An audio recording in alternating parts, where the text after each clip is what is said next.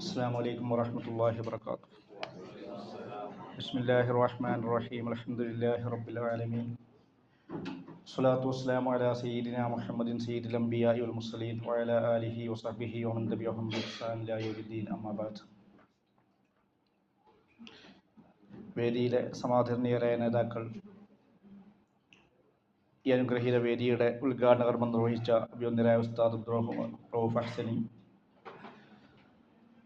Abu Dhabi Sunni സെൻ്ററിൻ്റെ vice president Ustad Abdulla Nadvi, general secretary ഉസ്താദ് അബ്ദുൽ കബീർ ഹുദവി, സദസ്സിലുള്ള സുന്നി സെൻ്ററിൻ്റെയും SKSF-ൻ്റെയും നേതാക്കളെ, പ്രിയപ്പെട്ട സഹപ്രവർത്തകരെ, സഹോദരങ്ങളെ, അള്ളാഹു സുബ്ഹാനഹു വ തആല നമ്മുടെ ഒരുമിച്ച് കൂടൽ അവൻ പൊരുത്തപ്പെടുന്ന സൽക്കർമ്മമായി നമ്മൾ കബൂൽ ചെയ്യുമാറാവട്ടെ. സുദീർഘമായ സംസാരത്തിന് സമയമില്ല. അതുകൊണ്ട് ബർക്കത്തിന് വേണ്ടി ഏതാനും ചില കാര്യങ്ങൾ മാത്രം സൂചിപ്പിച്ചുകൊണ്ട് അവസാനിപ്പിക്കാനാണ് ആഗ്രഹിക്കുന്നത്. ആമുഖം വളരെ വ്യക്തമായി ബഹുമാന്യനായ അഹ്സൻ ഉസ്താദും അതുപോലെ സ്വാഗത ഭാഷകനൊക്കെ ഇവിടെ സൂചിപ്പിച്ചു.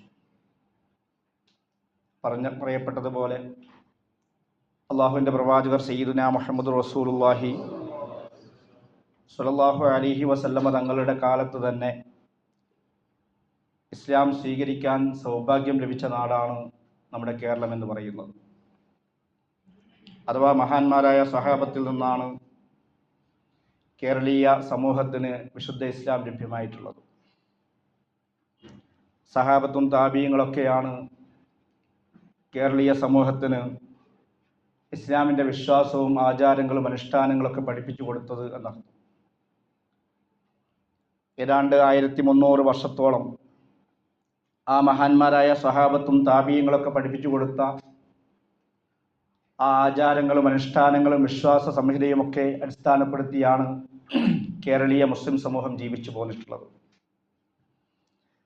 അതിനിടയിലാണ് ലോകത്തിൻ്റെ വിവിധ ഭാഗങ്ങളിൽ എന്ന പോലെ കേരളീയ സമൂഹത്തിലേക്കും ബിദ്അത്തിന്റെ കടന്നുകയറ്റമുണ്ടായിരുന്നത്. ലോകത്തിൻ്റെ വിവിധ ഭാഗങ്ങളിൽ ജമാലുദ്ദീൻ അഫ്ഗാനിയെ പോലെയുള്ള, മുഹമ്മദ് അബ്ദുവിനെ പോലെയുള്ള, റഷീദ് റിളയെ പോലെയുള്ള വഹാബി പ്രസ്ഥാനത്തിൻ്റെ ആചാര്യന്മാർ ബ്രിട്ടീഷുകാരുൾപ്പെടെയുള്ള ആളുകളുടെ സഹായത്തോടെയും സഹകരണത്തോടെയും ഒരുപക്ഷെ വിശുദ്ധ ദീനിനെ പൊളിക്കാനും തകർക്കാനും താല്പര്യപ്പെടുന്ന ഇസ്ലാമിൻ്റെ ശത്രുക്കളുടെ പൂർണ്ണമായ പിന്തുണയോടുകൂടെ ലോകത്തിൻ്റെ വിവിധ ഭാഗങ്ങളിൽ വഹാബി ആശയം കടന്നുകൂട്ടിയപ്പോൾ ആ കൂട്ടത്തിൽ ആ പ്രചരണം നമ്മുടെ കേരളത്തിലേക്കും എത്തുകയുണ്ടായി. റഷീദ് റിദ ഈജിപ്തിൽ നിന്ന് പ്രസിദ്ധീകരിച്ച അൽമനാർ മാസിക കേരളത്തിലെ വക്കം മൗലവിയെ പോലെയുള്ള, MCC മൗലവിയെ പോലെയുള്ള ആളുകൾ അതിൽ ആകൃഷ്ടരാകുകയും 921 മലബാർ കലാപത്തിന് ശേഷം മലബാറിൽ നിന്ന് കൊടുങ്ങല്ലൂരിലേക്ക് പോയ KM മൗലവിയെ പോലെയുള്ള ആളുകൾ കൂടെ ആ ഒരു വിശ്വാസധാരയിലേക്ക് അല്ലെങ്കിൽ ആ ഒരു വഹാബി പ്രസ്ഥാനത്തിലേക്ക് ആകർഷ്ടരായ പ്രത്യേക സാഹചര്യം. അവർ കൊടുങ്ങല്ലൂരിൽ അവരുടെ ഈ ആശയങ്ങളും അവരുടെ വഹാബി ചിന്തകളും ഒക്കെ പ്രചരിപ്പിക്കാനുള്ള അതിനുള്ള പദ്ധതികൾ ആസൂത്രണം ചെയ്യുകയും അതിൻ്റെ ഭാഗമായി ഐക്യസംഘം എന്ന പേരിൽ കൊടുങ്ങല്ലൂരിലൊരു പ്രസ്ഥാനം രൂപപ്പെടുത്തുകയും ചെയ്തു. ഐക്യസംഘം എന്നാണ് പേരെങ്കിലും സത്യത്തിൽ അനൈക്യം വിലക്കാൻ വേണ്ടിയായിരുന്നു അത്തരം ഒരു സംഘടന രൂപം കൊടുത്തത്. അവർ പേര് പറഞ്ഞിരുന്നത് കൊടുങ്ങല്ലൂരിൻ്റെ പല ഭാഗങ്ങളിലും മുസ്ലിം കുടുംബങ്ങളിൽ പല പ്രശ്നങ്ങളുണ്ടായിരുന്നു, പ്രത്യേകിച്ച് സ്വത്ത് തർക്കം ഉൾപ്പെടെ. ഒരുപാട് ആളുകൾ, മരിച്ചുപോയ ആളുകളുടെ സ്വത്തുകൾ വിഭജിക്കാത്തതുമായി ബന്ധപ്പെട്ട് അല്ലെങ്കിൽ അതിൻ്റെ വിഭജനവുമായി ബന്ധപ്പെട്ടൊക്കെ നടന്ന ഒരുപാട് പ്രശ്നങ്ങൾ കൊടുങ്ങല്ലൂരിൻ്റെ പല ഭാഗങ്ങളിലും മുസ്ലിം കുടുംബങ്ങളിൽ പ്രശ്നങ്ങളുണ്ട്. അതുകൊണ്ട് ആ പ്രശ്നം തീർക്കാൻ ഒരു മധ്യസ്ഥരാകാൻ വേണ്ടി ഒരു സമിതിയെ, മസ്ലഹത്ത് സമിതി എന്ന പേരിൽ ഐക്യ സംഘത്തിൻ്റെ കീഴിൽ ഒരു സമിതിയും ഉണ്ടായിരുന്നു. അതിനുവേണ്ടി ഒരു ഐക്യസംഘം അനിവാര്യമായാണ് എന്ന് പറഞ്ഞുകൊണ്ടാണ് ഈ KM മൗലവിയും അതുപോലെ MCC മൗലവിയും EK മൗലവിയും വക്കം അബ്ദുൽ ഖാദർ മൗലവിയും ഉൾപ്പെടെയുള്ള KM CD സാഹിബ് ഉൾപ്പെടെയുള്ള കൊടുങ്ങല്ലൂരിലും പരിസരത്തുമുള്ള അന്നത്തെ പ്രമുഖരായ ചില നേതാക്കന്മാരുടെയും മൗലവിമാരുടെയും നേതൃത്വത്തിൽ ഐക്യസംഘത്തിന് രൂപം കൊടുക്കുന്നത്. 921 ഐക്യസംഘം രൂപപ്പെടുന്നത്. 922 ഐക്യസംഘം എന്ന പ്രസ്ഥാനം രൂപപ്പെടുത്തുന്നത്. 923 അതിൻ്റെ 1-ാം വാർഷിക സമ്മേളനം കൊടുങ്ങല്ലൂരിൽ ചേർന്നു. അതുവരെ പണ്ഡിതന്മാരുടെയും ഒന്നും ശ്രദ്ധ വ്യാപകമായി ആ ഭാഗത്തേക്ക് എത്തിയിരുന്നില്ല. 923 ഐക്യസംഘത്തിൻ്റെ സമ്മേളനം നടന്നപ്പോൾ ആ സമ്മേളനത്തിലെ പ്രഭാഷണങ്ങളിലൂടെയും പ്രമേയങ്ങളിലൂടെയും സുന്നത്തി ജമാഅത്തിന് വിരുദ്ധമായ ആശയങ്ങൾ അവർ പ്രചരിപ്പിക്കാൻ വേണ്ടി തുടങ്ങി. അന്നു മുതലാണ് കേരളീയ മുസ്ലിം ഉലമാ ഇവരെക്കുറിച്ച് ശ്രദ്ധിക്കാൻ തുടങ്ങിയതും ഇവരെക്കുറിച്ച് ബോധവൽക്കരിക്കാൻ തുടങ്ങിയതും. 924 വീണ്ടും ആലുവയിൽ വെച്ച് അവർ സമ്മേളനം നടത്തി. ആ സമ്മേളനത്തിലും ഇത്തരം ആശയങ്ങൾ പ്രചരിപ്പിക്കാൻ തുടങ്ങി. ആ സമയത്തൊക്കെ കൊടുങ്ങല്ലൂർ ഭാഗങ്ങളിൽ അല്ലെങ്കിൽ തിരുകൊച്ചി ഭാഗങ്ങളിലൊക്കെ ആയിരുന്നു അവർ സന്ദേശ പ്രചരണമെങ്കിൽ അത് മലബാറിലേക്ക് കൂടെ വ്യാപിപ്പിക്കാനുള്ള ശ്രമം നടത്തി. 925 മലബാറിൽ കോഴിക്കോട് അവർ സമ്മേളനം പ്രഖ്യാപിച്ചു. അങ്ങനെ കോഴിക്കോട് സംഘത്തിൻ്റെ സമ്മേളനം വരുന്നു എന്ന് പറഞ്ഞപ്പോഴാണ് മലബാറിലെ മഹാന്മാരായ പണ്ഡിതന്മാർ ഉണർന്നെഴുന്നേൽക്കുകയും അവർ ജാഗരൂകരാകുകയും ഇതിനെ തടയിട്ടില്ലെങ്കിൽ വലിയ വിപത്തുണ്ടാകുമെന്ന് ബോധ്യപ്പെടുകയും ചെയ്യുന്നത്. അങ്ങനെ മഹാനായ പാങ്ങിൽ അഹമ്മദ് കുട്ടി മുസ്ലിയാരെ പോലെയുള്ള മഹാന്മാരായ പണ്ഡിതന്മാർ അന്ന് കേരളീയ മുസ്ലിം ഉമ്മത്തിന് എന്ത് പ്രതിസന്ധി ഉണ്ടാകുമ്പോൾ അല്ലെങ്കിൽ കേരളീയ ജനസമൂഹത്തിന് എന്ത് പ്രതിസന്ധി ഉണ്ടാകുമ്പോഴും പ്രയാസമുണ്ടാകുമ്പോഴും ഒരത്താണിയായി കണ്ടിരുന്നത്, ആശാകേന്ദ്രമായി കണ്ടിരുന്നത് മഹാനായ വരക്കൽ മുല്ലക്കോയ തങ്ങൾ നവറല്ലാഹു മർക്കദ മഹാനുഭാവനയാണ്. മഹാനായ ശംസുൽ ഉലമ ഉൾപ്പെടെയുള്ള ആളുകൾ കുത്തുബാണ് എന്ന് പറഞ്ഞ് പരിചയപ്പെടുത്തിയ കേരളീയ മുസ്ലിം സമൂഹത്തിൻ്റെ ആശാകേന്ദ്രമായിരുന്ന മഹാനായ വരക്കൽ മുല്ലക്കോയ തങ്ങളോട് പോയി സംഭവം പറയുകയും മഹാനായ തങ്ങളുടെ ആശീർവാദത്തോടുകൂടെ കോഴിക്കോട് അന്നത്തെ പണ്ഡിതന്മാരിൽ ചേർന്ന് ഒരുമിച്ച് കൂടുകയും അങ്ങനെ 925 സമസ്തയ്ക്ക് വേണ്ടി ഒരു അഡ്ഹോക്ക് കമ്മിറ്റി മഹാനായ പാങ്ങിൽ അഹമ്മദ് കുട്ടി മുസ്ലിയാരുടെ നേതൃത്വത്തിൽ രൂപം കൊടുക്കുകയും ചെയ്തു. ആ കമ്മിറ്റിയുടെ തീരുമാനപ്രകാരം വിപുലമായ പ്രചരണ പ്രവർത്തനങ്ങൾ നടത്താനും ഈ ഒരു ഐക്യസംഘത്തിൻ്റെ വഹാബി പ്രചരണത്തിനെതിരായി വ്യാപകമായ പ്രചരണം നടത്താനും അതിനുവേണ്ടി മഹാന്മാരായ പണ്ഡിതന്മാരെ വിളിച്ചുകൂട്ടി അവരെ ബോധവൽക്കരിക്കാനും ഒക്കെ തീരുമാനിക്കുകയും 1 വർഷം നീണ്ടു നിൽക്കുന്ന പ്രചരണ പദ്ധതികൾ ആസൂത്രണം ചെയ്യുകയും അതിനുശേഷം 926 കോഴിക്കോട് വെച്ച് വിപുലമായ പണ്ഡിത സംഗമം നടത്താനും ഒക്കെ അവർ തീരുമാനിച്ചു. അതിൻ്റെ അടിസ്ഥാനത്തിലാണ് 926 ജൂൺ 26 കോഴിക്കോട് ടൗൺ ഹാളിൽ വെച്ച് സമസ്ത കേരള ജംഇയ്യത്തുൽ ഉലമ എന്ന് പറയുന്ന മഹാപ്രസ്ഥാനത്തിന് വേണ്ടി രൂപം കൊടുക്കുന്ന സാഹചര്യമുണ്ടായത്. 925 ഈ മീറ്റിംഗ് കഴിഞ്ഞു. 926 സമസ്ത രൂപം കൊടുക്കുന്നതിനിടയിൽ ഒരുപാട് കഠിനാധ്വാനം നമ്മുടെ നായകന്മാർ ചെയ്തിട്ടുണ്ട്. മഹാനായ വരക്കൽ മുല്ലക്കോയ തങ്ങളുടെ ആശീർവാദത്തോടുകൂടെ അദ്ദേഹത്തിൻ്റെ നിർദ്ദേശമനുസരിച്ച് മഹാനായ പാങ്ങിൽ അഹമ്മദ് കുട്ടി മുസ്ലിയാർ അന്ന് മലബാറിലുള്ള പണ്ഡിതന്മാരെ മുഴുവൻ പോയി കണ്ടു. ആദ്യമായി അദ്ദേഹം പോകുന്നത് അദ്ദേഹത്തിൻ്റെ തരീഖത്തിൻ്റെ ഷെയ്ഖായ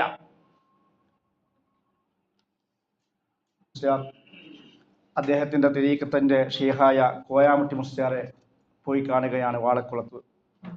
അദ്ദേഹത്തെ പോയി കണ്ടു. അദ്ദേഹത്തോട് വിവരം പറഞ്ഞു.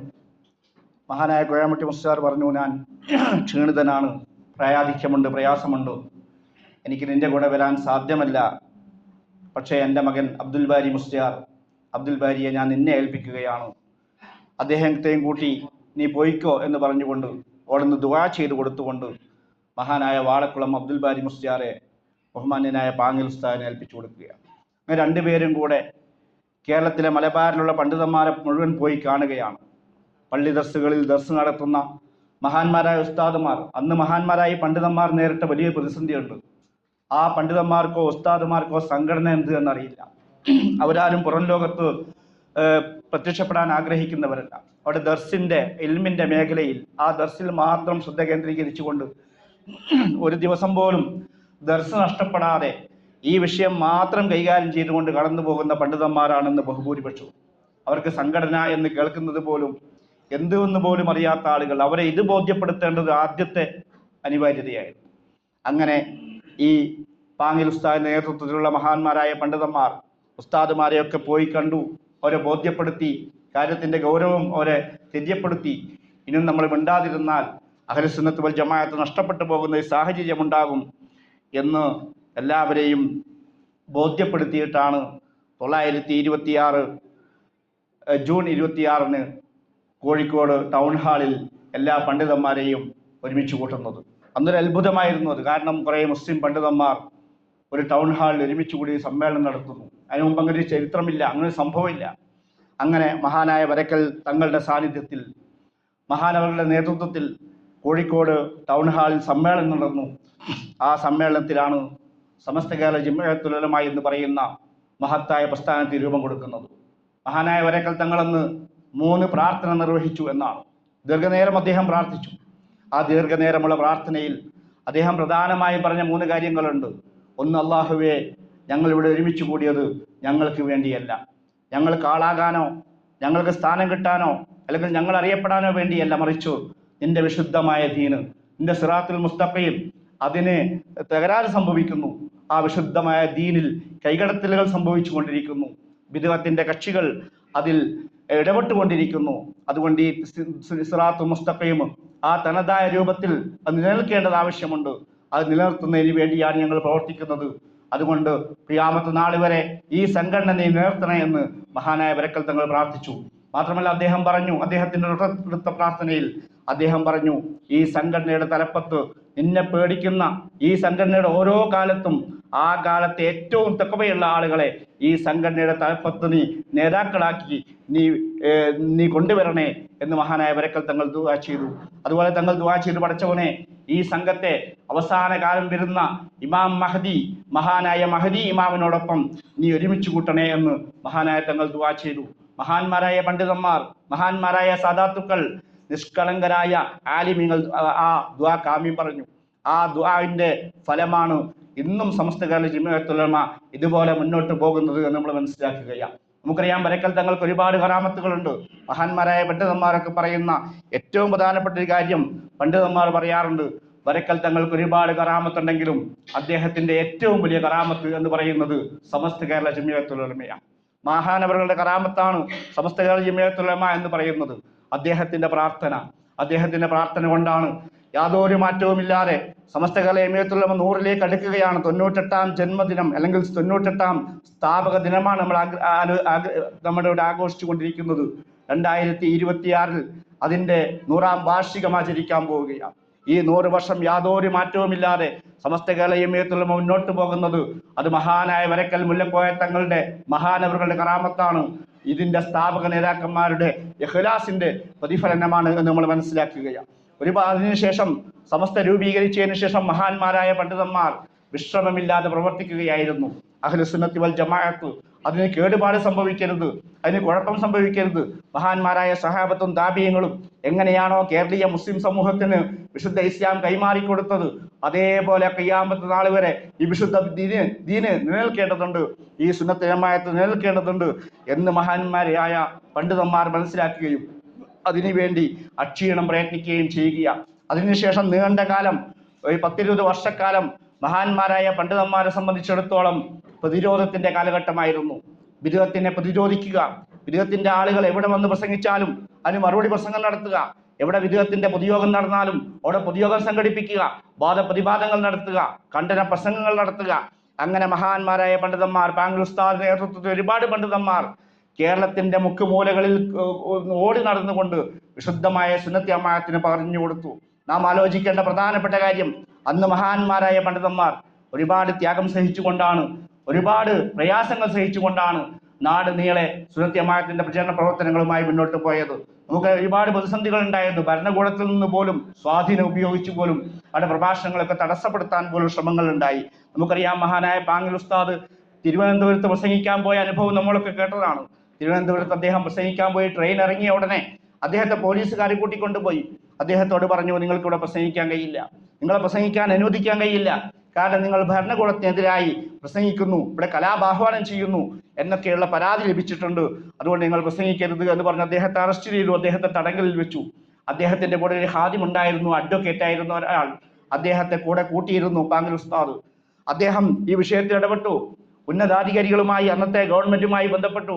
ഗവൺമെന്റിന് മുമ്പിൽ അദ്ദേഹം മഹാനായ പാങ്ങൽ ഉസ്താദ് പ്രസംഗിക്കാൻ പോകുന്ന പ്രസംഗത്തിന്റെ മേറ്റർ എഴുതി കൊടുത്തു. നേരത്തെ എഴുതി തയ്യാറാക്കിയിരുന്നു. പാങ്ങൽ ഉസ്താദ് വീട്ടിൽ നിന്ന് പുറപ്പെടുന്നതിന് മുമ്പ് തന്നെ അദ്ദേഹം പ്രസംഗിക്കാൻ പോകുന്ന പ്രസംഗത്തിന്റെ മേറ്റർ മലയാളത്തിൽ എഴുതുകയും അത് അദ്ദേഹത്തിന്റെ അഡ്വക്കറ്റിനെ കൊണ്ട് ഇംഗ്ലീഷിലേക്ക് ട്രാൻസ്ലേറ്റ് ചെയ്യുകയും ചെയ്യിച്ചുകൊണ്ട് ആ 2 കോപ്പിയും കയ്യിൽ വെച്ചുകൊണ്ടാണ് പാങ്ങൽ ഉസ്താദ് പോകുന്നത്. അങ്ങനെ അധികാരികളുടെ മുമ്പിൽ ഈ പ്രസംഗത്തിന്റെ മേറ്റർ കൊടുത്തു.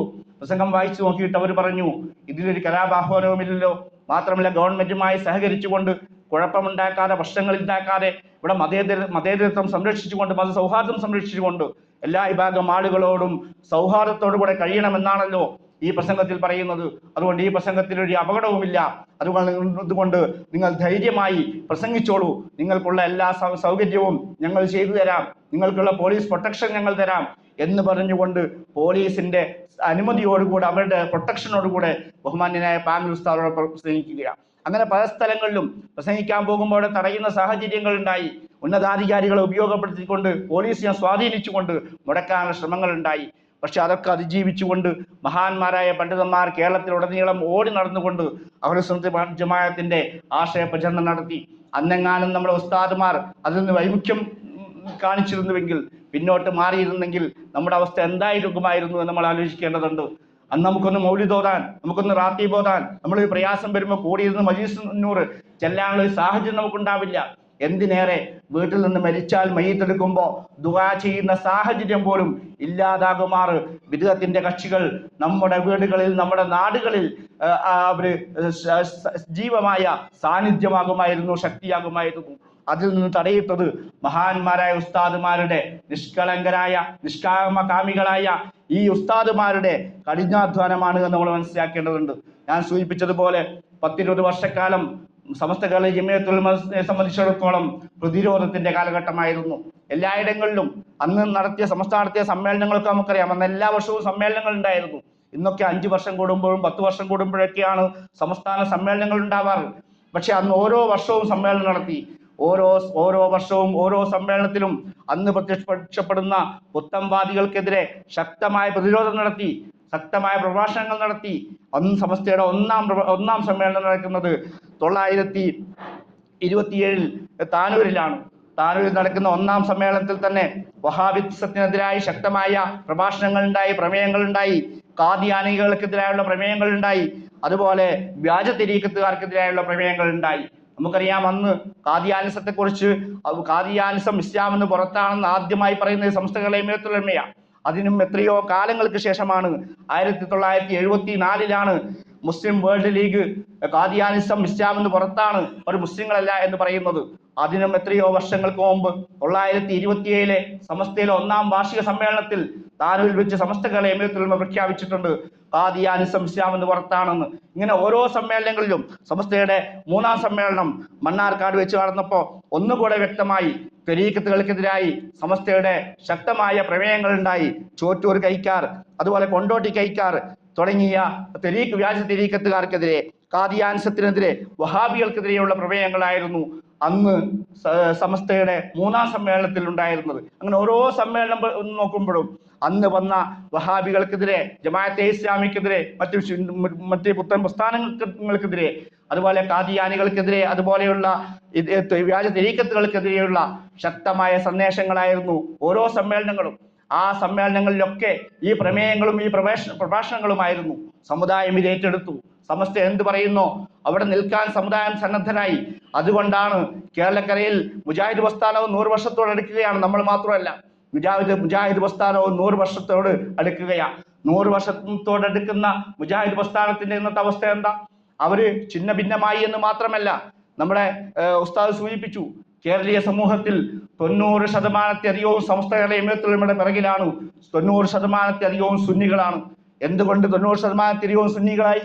അത് മഹാന്മാരായ പണ്ഡിതന്മാരുടെ കഠിനാധ്വാനം കൊണ്ടാണ്. അവർ പറഞ്ഞു, അത് പറഞ്ഞത് കേൾക്കാനുള്ള ഒരു സമൂഹം നമുക്കുണ്ടായി. മുസ്ലിം സമൂഹത്തിന്റെ എല്ലാ കാര്യത്തിലുള്ളതിന്റെയും അവസാന വാക്ക് സമസ്ത കേരള ജമിയത്തുൽ ഉലമയായി. അതുകൊണ്ടാണ് ഈ പ്രസ്ഥാനങ്ങളൊക്കെ നമുക്ക് തോൽപ്പിക്കാൻ കഴിഞ്ഞത്. അല്ലെങ്കിൽ ഈ വഹാബി ആശയങ്ങൾ ഉൾപ്പെടെയുള്ള പുത്തനാശയങ്ങളെ മുസ്ലിം സമൂഹത്തിൽ സ്വാധീനം ചെലുത്താൻ കഴിയാതെ പോയത് സമസ്തയെ അവസാന വാക്കായി കണ്ട ഒരു സമൂഹം ഉണ്ടായിരുന്നത് കൊണ്ടാണ്. അതിന് മാറ്റം സംഭവിച്ചുകൂടാ. അതിന് മാറ്റം സംഭവിക്കുമ്പോൾ വലിയ അപകടങ്ങൾ ഉണ്ടാകും. സമസ്തയെ പ്രഖ്യാപനങ്ങൾക്ക് വിലയില്ലാതാകുന്ന സാഹചര്യം ഉണ്ടായാൽ വലിയ അപകടങ്ങൾ ഉണ്ടാകും. നമ്മൾ മനസ്സിലാക്കേണ്ട ഏറ്റവും പ്രധാനപ്പെട്ട കാര്യം അതാണ്. ഇന്ന് പലരും ചോദിച്ചുകൊണ്ടിരിക്കുന്ന ചോദ്യമുണ്ട്, സമസ്തക്ക് തെറ്റുപറ്റില്ലേ എന്നതാണ്. ഇന്നിപ്പോ ചർച്ച അതാണ്. സമസ്തക്കും തെറ്റുപറ്റാമല്ലോ എന്നാണ് ചർച്ച. നമ്മൾ പലപ്പോഴും പറയാറുണ്ട്, സമസ്ത കേരള ജംഇയ്യത്തുൽ തീരുമാനമെടുത്താൽ ആ തീരുമാനം ചോദ്യം ചെയ്യപ്പെടാത്തതാണ്. ആ തീരുമാനത്തിൽ മാറ്റം ഉണ്ടാവില്ല. ആ തീരുമാനം മാറ്റി പറയേണ്ട സാഹചര്യം സമസ്ത കേരള ജംഇയ്യത്തുൽ 100 വർഷത്തെ അല്ലെങ്കിൽ 98 വർഷത്തെ ചരിത്രത്തിൽ ഇന്നോളം സമസ്ത കേരള ജംഇയ്യത്തുൽ തീരുമാനമെടുത്തിട്ട് ആ തീരുമാനം തെറ്റായിരുന്നു എന്ന് പറയുന്ന സാഹചര്യം ഉണ്ടായിട്ടില്ല. ചിലപ്പോൾ പലർക്കും അത് മനസ്സിലാക്കാൻ സമയമെടുക്കുമെന്ന് മാത്രം. നമുക്കറിയാം, തബ്ലീഗ് ജമാഅത്തിന്റെ 965 തബ്ലീഗ് ജമാഅത്തിനെതിരെ സമസ്ത പ്രമേയം പാസാക്കി. സമസ്ത പറഞ്ഞു, തബ്ലീഗ് ജമാഅത്ത് ബിദ്അത്തിന്റെ കക്ഷികളാണ്, അവരുമായി കൂട്ടിച്ചേരാൻ പാടില്ല, അവരെ കൂടെ നിൽക്കാൻ പാടില്ല, അവരുമായി സഹകരിക്കാൻ പാടില്ല എന്ന് പറഞ്ഞപ്പോ പലരും മുഖം ചുളിച്ചു. പലർക്കും പ്രയാസമുണ്ടായി, അംഗീകരിക്കാൻ ഉണ്ടായി. എങ്ങനെയാണ് തബ്ലീഗ് ജമാഅത്ത് ബിദ്അത്തിന്റെ ആളുകൾ എന്ന് പറയുക? അവർ നല്ല ആളുകളാണ്, വലിയ തലയെക്കെട്ടുണ്ട്, വലിയ താടിയുണ്ട്, പള്ളിയിൽ നിന്ന് നിസ്കരിച്ചിറങ്ങുന്നവരോടൊക്കെ നിസ്കരിക്കാൻ പിന്നെയും പറയുന്നുണ്ട്. അങ്ങനെ എല്ലാവരോടും നിസ്കരിക്കാൻ പറയുന്ന, എല്ലാവരോടും നല്ലത് മാത്രം പറയുന്ന, എവിടെയും ദിക്റും സലാത്തൊക്കെ നടത്തുന്ന ഇവരെ പറ്റി എങ്ങനെയാണ് മുബത്തദികൾ എന്ന് പറയുക, ബിദ്അത്തിന്റെ ആളുകൾ എന്ന് പറയുക എന്ന് സാധാരണക്കാർക്ക് സംശയമുണ്ടായി. സാധാരണക്കാർക്ക് മാത്രമല്ല, അന്ന് ജീവിച്ചിരുന്ന പ്രമുഖ ചില പണ്ഡിതന്മാർ പോലും, ബഹുമാന്യനായ കുറ്റിപ്പുറം അബ്ദുള്ള മുസ്ലിയാർ എന്നൊക്കെ പറയുന്ന അക്കാലത്തെ പ്രമുഖരായ പണ്ഡിതന്മാർ, ആ പണ്ഡിതന്മാരിൽ ചേര് പോലും തബ്ലീഗ് ജമാഅത്തിനെതിരായ സമസ്തയുടെ നിലപാട് ശരിയായില്ല എന്ന് പറഞ്ഞു. അങ്ങനെ അവർ അഖില കേരള ജംഇയ്യത്തുൽ ഉലമ എന്ന സംഘടന ഉണ്ടാക്കി. ആ സംഘടന ഉണ്ടാക്കിയിട്ട് ഈ വിഷയത്തിൽ സമസ്തയിൽ നിന്ന് വിഘടിച്ചു പോയി. പിന്നീട് അവരും പരിശോധിക്കാൻ തീരുമാനിച്ചു. അഖില കേരള ജംഇയ്യത്തുൽ ഉലമ യോഗം ചേർന്നിട്ട് അവർ തീരുമാനിച്ചു, ഇത് സമസ്ത പറഞ്ഞൊരു കാര്യമാണല്ലോ, സമസ്തയാണല്ലോ തബ്ലീഗ് ജമാഅത്ത് മുബത്തദിയാണെന്ന് പറഞ്ഞത്, അതുകൊണ്ട് നമുക്ക് ഈ വിഷയം ഒന്ന് പരിശോധിക്കണം എന്ന് മനസ്സിലാക്കിയിട്ട് അവർ യോഗം ചേർന്ന് മുഷാവറ കൂടി. അഖില കേരള ജംഇയ്യത്തുൽ ഉലമയുടെ മുഷാവറ ഈ വിഷയം പഠിക്കാൻ വേണ്ടി സമിതി നിശ്ചയിച്ചു. ആ സമിതി വിഷയം പഠിച്ചു. അടുത്ത മുഷാവറയിൽ സമിതി റിപ്പോർട്ട് അവതരിപ്പിച്ചു. ഈ വിഷയത്തിൽ സമസ്ത കേരള ജംഇയ്യത്തുൽ ഉലമ പറഞ്ഞതായിരുന്നു ശരി, സമസ്ത കേരള ജംഇയ്യത്തുൽ ഉലമ പറഞ്ഞതാണ് ശരി. കാരണം തബ്ലീഗ് ജമാഅത്തിന്റെ ധാരാളം ഗ്രന്ഥങ്ങളിൽ, ഒരുപാട് പുസ്തകങ്ങളിൽ അവർ കൃത്യമായി മുജാഹിദിന്റെയും വഹാബിസത്തിന്റെയും ആശയങ്ങൾ പറയുന്നുണ്ട്. തബ്ലീഗ് ജമാഅത്തിന്റെ ആശയങ്ങൾ സുന്നത്ത് ജമാഅത്തിന് വിരുദ്ധമാണ്, അത് നമ്മൾ മനസ്സിലാക്കുന്നതിൽ നമുക്ക് പിഴവ് സംഭവിച്ചതാണ് എന്ന് പറഞ്ഞതോടുകൂടെ ആ സംഘടന പിരിച്ചുവിടാൻ ആളില്ലാത്ത വിധം ആ സംഘടന തകർന്നു പോകുന്നത് നമ്മൾ കണ്ടത്. നമുക്കറിയാം, പിന്നീട് ആ സംഘടന പിരിച്ചുവിടാൻ പോലും ആളുണ്ടായില്ല. ആ സംഘടനയിലായിരുന്നു കാന്തപുരം എ.പി. അബൂബക്കർ മുസ്ലിയാർ പ്രവർത്തിച്ചിരുന്നത്. അതിന്റെ ജോയിന്റ് സെക്രട്ടറി ആയിരുന്നു അദ്ദേഹം. പിന്നീട് സമസ്തയിലേക്ക് വന്നു, പല ആളുകളും സമസ്തയിലേക്ക് വന്നു. ചിലരൊക്കെ പിന്നെ എവിടെയും അല്ലാതെ പോയി എന്നല്ലാതെ ആ സംഘടന അവസാനിക്കുന്ന സാഹചര്യമാണ് നമ്മൾ കണ്ടത്. ഞാൻ സൂചിപ്പിക്കുന്നത്, സമസ്ത തീരുമാനം പറഞ്ഞ ഒരുപക്ഷെ നമുക്ക് അപ്പോൾ ഉൾക്കൊള്ളാൻ കഴിയില്ല, പക്ഷേ കാലം കഴിയുമ്പോൾ നമുക്കൊരു ബോധ്യമാകും. പക്ഷെ നമ്മൾ മനസ്സിലാക്കേണ്ട ഏറ്റവും പ്രധാനപ്പെട്ട കാര്യം, സമസ്തക്ക് തെറ്റുപറ്റുമോ ഇല്ലേ എന്ന ചർച്ച അത് വലിയ അപകടകരമാണ്. നമുക്കറിയാം, ഒരാളുടെ പ്രസംഗം നമ്മൾ കേട്ടിട്ടുണ്ട്. അദ്ദേഹം പറഞ്ഞത്, സമസ്തയുടെ പണ്ഡിതന്മാർ സമസ്ത മുഷാവറ എടുക്കുന്ന കാര്യം, സമസ്ത മുഷാവറയുടെ തീരുമാനം അത് ഇജ്മാ അല്ല എന്നൊരു വാദം. നമ്മെ സംബന്ധിച്ചിടത്തോളം നമ്മൾ ഇജ്മാ ആണെന്ന് പറഞ്ഞിട്ടില്ല. ഖുർആൻ, സുന്നത്ത്, ഇജ്മാ, ഖിയാസ് എന്ന് പറയുന്ന ശറഈന്റെ 4 അടിസ്ഥാന പ്രമാണങ്ങൾ, അതിൽപ്പെട്ട ഇജ്മാ ആണ് സമസ്ത മുഷാവറയുടെ തീരുമാനം എന്ന് നമുക്ക് വാദമില്ല. അതേ സമയത്ത് സമസ്ത കേരള ജംഇയ്യത്തുൽ ഉലമ തീരുമാനം പറഞ്ഞിട്ട് കേരളീയ മുസ്ലിം സമൂഹം അത് അംഗീകരിക്കാതെ പോകുന്ന സാഹചര്യം ഉണ്ടായാൽ, അല്ലെങ്കിൽ സമസ്തക്ക് തെറ്റുപറ്റും എന്ന ബോധമുണ്ടായാൽ അതുണ്ടാക്കുന്ന അപകടം ചെറുതല്ല. ആ ഒരു ബോധം സമൂഹത്തിന് ഇല്ലാതെ പോയത് കൊണ്ടാണ്, അല്ലെങ്കിൽ പഴയകാല സമൂഹം സമസ്ത എന്ത് പറയുന്നോ സമസ്തയാണ് ശരി എന്ന ബോധ്യമുണ്ടായത് കൊണ്ടാണ് നമുക്ക് മുജാഹിദിനെ പരാജയപ്പെടുത്താൻ കഴിഞ്ഞത്, നമുക്ക് ജമാഅത്തെ ഇസ്ലാമിയെ പരാജയപ്പെടുത്താൻ കഴിഞ്ഞത്. ഒരുപാട് തെരീക്കത്തുകാർ വന്നപ്പോ ആ തെരീക്കത്തുകാർ എവിടെയും ഇല്ലാത്ത വിധം അവർ അസ്തമിച്ചു പോയത് മഹത്തായ സമസ്ത കേരള ജംഇയ്യത്തുൽ ഉലമയുടെ തീരുമാനം ശരിയാണ് എന്ന് ബോധ്യമുണ്ടായത് കൊണ്ടാണ്. അവസാനം എന്ന ആലുവ തെരീക്കത്ത് നമുക്കറിയാമല്ലോ, ഒരുപാട് പണ്ഡിതന്മാർ, നമ്മുടെ കൂട്ടത്തിൽപ്പെട്ട പണ്ഡിതന്മാർ പോലും ആലുവ തെരീക്കത്തിന്റെ പിറകിൽ ഉണ്ടായിരുന്നു. സമസ്ത സുചിന്തിതമായ അഭിപ്രായം പറഞ്ഞു, സമസ്ത പറഞ്ഞു, അവരെ കുറിച്ച് കൃത്യമായി പഠിച്ചു, വർഷങ്ങൾ എടുത്ത് പഠിച്ചു. നമ്മുടെ പലർക്കും ആശങ്ക ഉണ്ടായിരുന്നു, ഇത്രയും കാലം സമസ്ത പഠിക്കാതിരുന്നാൽ, സമസ്ത തീരുമാനം പറയാതിരുന്നാൽ, സമസ്ത തീരുമാനം പ്രഖ്യാപിക്കാതെ പോയാൽ നമ്മുടെ ആളുകൾ ഇവരുടെ വലയിൽപ്പെട്ടു പോകുമല്ലോ, എന്തുകൊണ്ട് ആ സമസ്ത തീരുമാനം പറയാത്തത് എന്ന് പലരും ചോദിച്ചിരുന്നു. അവസാനം സമസ്ത സുചിന്തിതമായ തീരുമാനം പറഞ്ഞു, ദീർഘകാലം പഠിച്ചിട്ട് അവസാനം തീരുമാനം പറഞ്ഞപ്പോ പലർക്കും ഉൾക്കൊള്ളാൻ കഴിഞ്ഞില്ല. അതേ സമയത്ത് സമസ്ത തീരുമാനം പൂർണ്ണമായി പറഞ്ഞു, ആലുവ തെരീക്കത്ത് അത് സുന്നത്ത് ജമാഅത്തിനെതിരാണ്, അത് വ്യാജ തെരീക്കത്താണ്, അത് അംഗീകരിക്കാൻ കഴിയില്ല എന്ന് പറഞ്ഞപ്പോ ആ തെരീക്കത്തിൽ ഉണ്ടായിരുന്ന ഒരുപാട് ആളുകൾ മാറി ചിന്തിച്ചു, അവർ സമസ്തയിലേക്ക് വന്നു. ഞാൻ സൂചിപ്പിക്കുന്നത്, ഇങ്ങനെ സമസ്ത ഒരു കാര്യം പറഞ്ഞാൽ അവിടെ നിൽക്കാൻ കഴിയണം. അവിടെ നിൽക്കാൻ കഴിയണം സമസ്ത എന്താണോ പറയുന്നത്. കാരണം ഇന്ന് നമ്മെ നയിക്കുന്നത് സമസ്തയുടെ മഹാന്മാരായ നേതാക്കന്മാരാണ്, മഹാന്മാരായ നായകന്മാരാണ്. അവർ പറഞ്ഞിടത്ത് നിൽക്കാത്ത സാഹചര്യം ഉണ്ടായാൽ ഉണ്ടാകുന്ന അബദ്ധം എന്താ, ഉണ്ടാകുന്ന അപകടം എന്താ? ഇവിടെ ഏതെങ്കിലും തെരീക്കത്തുകാർ വരുമ്പോ പിന്നെ ആരാ ഇത് പറയാ? ഇത് ശരിയല്ല എന്ന് പറയാൻ പിന്നെ ആരാളുള്ളത്? സമസ്തയുടെ കാര്യത്തിൽ സമസ്ത തീരുമാനം പറയുമ്പോൾ നമ്മളിങ്ങനെ ആശങ്കപ്പെടുകയാണ്, അല്ലെങ്കിൽ നമ്മളിങ്ങനെ സംശയിക്കുകയാണ്. ഇത് ശരിയാണോ തെറ്റാണോ എന്ന് സംശയിക്കുകയാണെങ്കിൽ ഈ തീരുമാനം പറയാൻ ആരാ ഉണ്ടാകുക?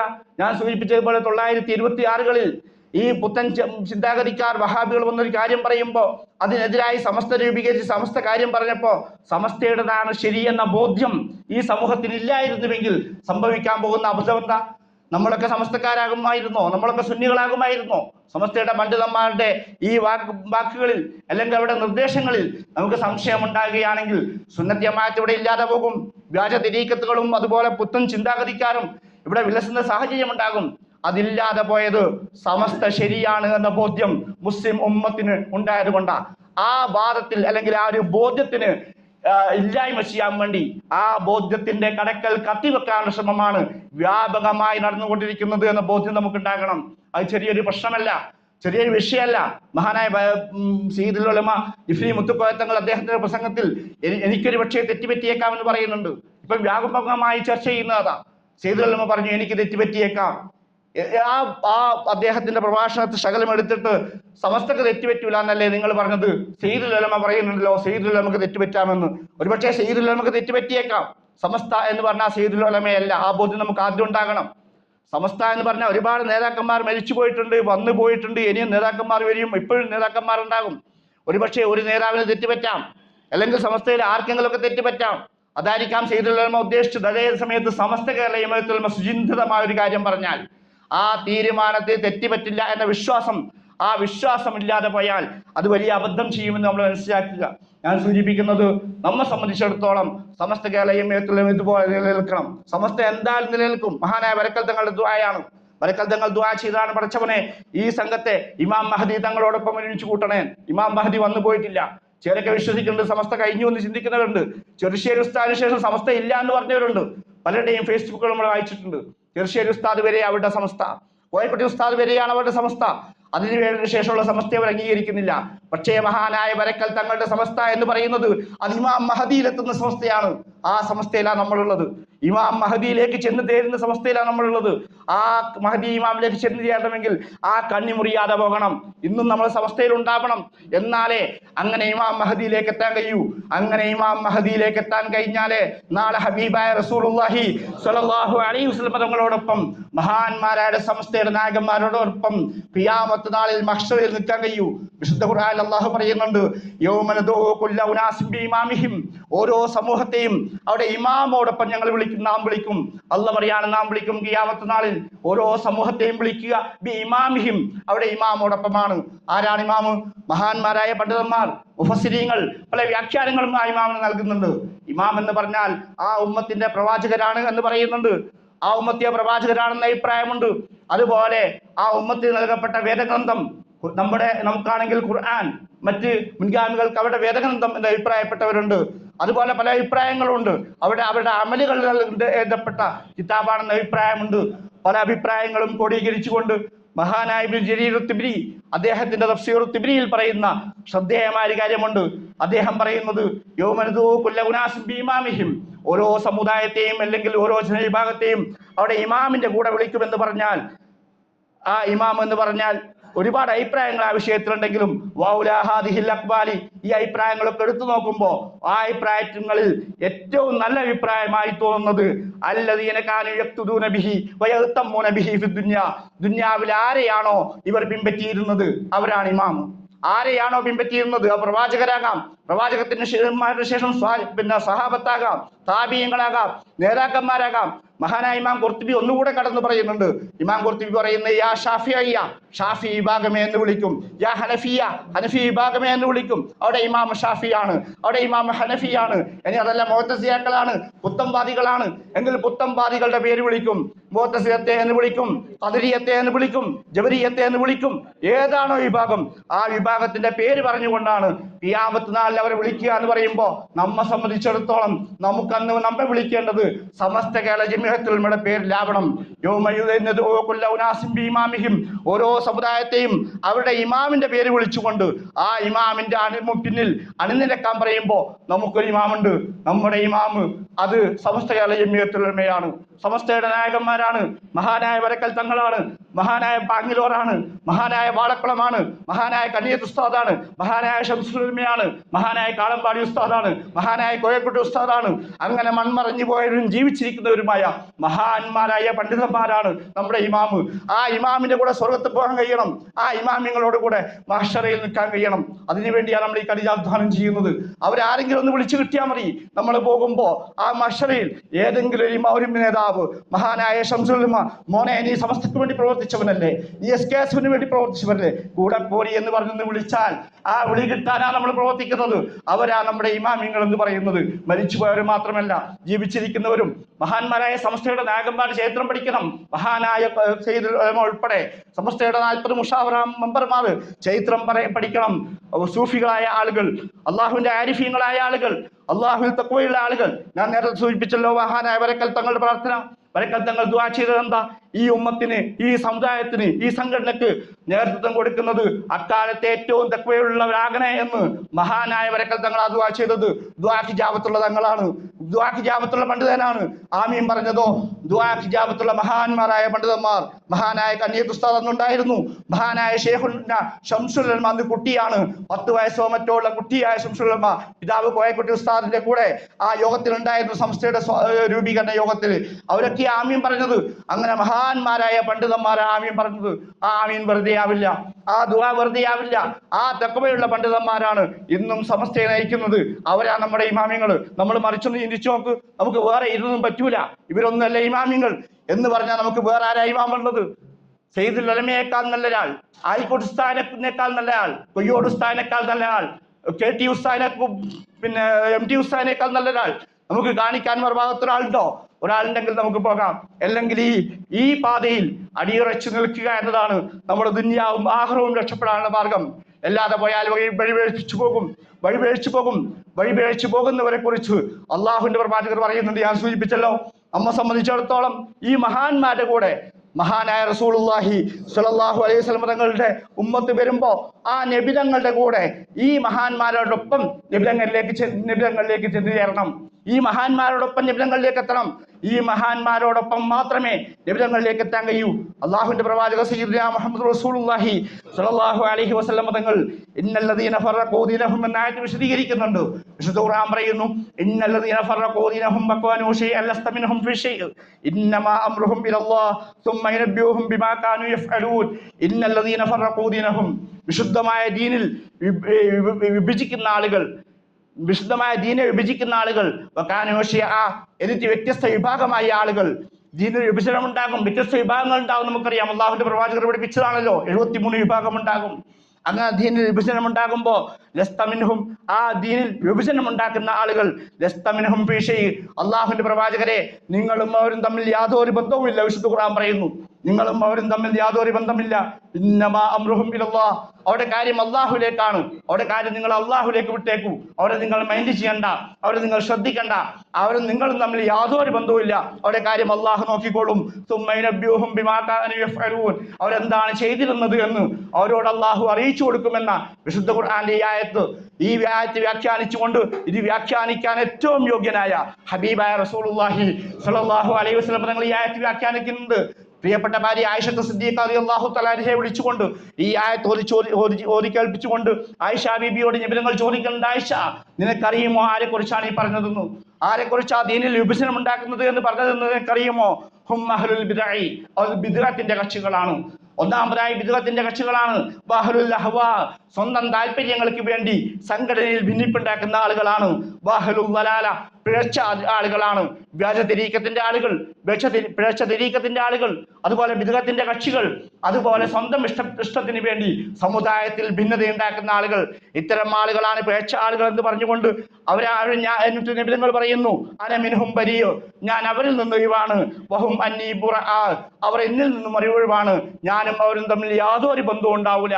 ബിദ്അത്തിന്റെ കക്ഷികൾ, പിഴച്ച ആളുകൾ, സ്വന്തം താല്പര്യത്തിന് വേണ്ടി ദീനിൽ ഭിന്നിപ്പുണ്ടാക്കുന്ന ആളുകൾ, ഇവരും ഞാനും തമ്മിൽ യാതൊരു ബന്ധവും ഉണ്ടാവില്ലെന്ന് അള്ളാഹുവിന്റെ പ്രവാചക സയ്യിദുനാ മുഹമ്മദ് റസൂലുള്ളാഹി സ്വല്ലല്ലാഹു അലൈഹി വസല്ലം പഠിപ്പിക്കുന്നുണ്ട്. അതുകൊണ്ട് നാം ചിന്തിക്കുക, ഇങ്ങനെ നബി തങ്ങൾക്ക് ഒരു ബന്ധവുമില്ലാത്ത ആളുകളോടൊപ്പമാണോ നാം നിൽക്കേണ്ടത്? അതല്ല.